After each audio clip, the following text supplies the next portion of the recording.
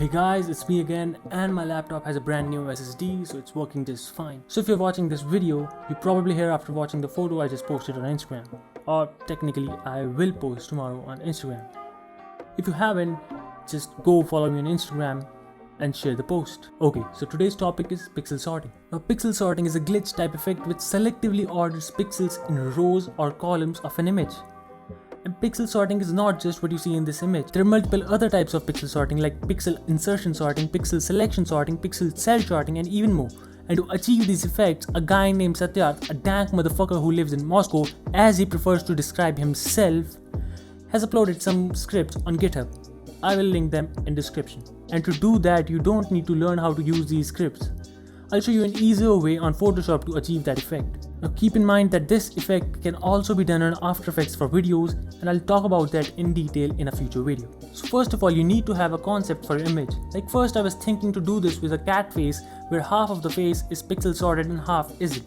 But it just wasn't working out, so I thought I should do it to an image of myself. So import the image that you want to apply this effect on in Photoshop. Now after you've imported that image, you need to create the pixel sorting effect that you want to merge with this image. So select an image from your library which has a lot of shadows and highlight details, so the software can find some differences between pixels. So import that image into a new document. So now all you have to do is apply this effect on this image, but keep in mind that this effect only works horizontally. So first of all, you need to rotate your image. So go into Image, rotate image by 90 degrees clockwise.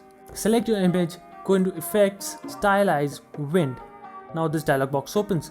Now select Stagger and you see in the preview window there is some pixel sorting effect. Now choose right to left or left to right depending on whatever result you find better in the preview screen. Press OK and now you see there is some pixel sorting effect in your image. But it's just not enough.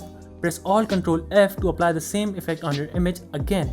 Now press Alt Ctrl F a couple more times until you find the magnitude of pixel sorting effect enough for your liking. Now click and drag this image from this document to the original document. Press Ctrl T and rotate this image by 90 degree anti-clockwise. Now all you have to do is create a mask around the area of your image that you need to apply this effect to. If you want to learn more about masking, I have a video on my channel about masking for noobs where you can learn masking very easily. After you have created the mask, click and drag the pixel sorting effect around the image to find the perfect composition that you like.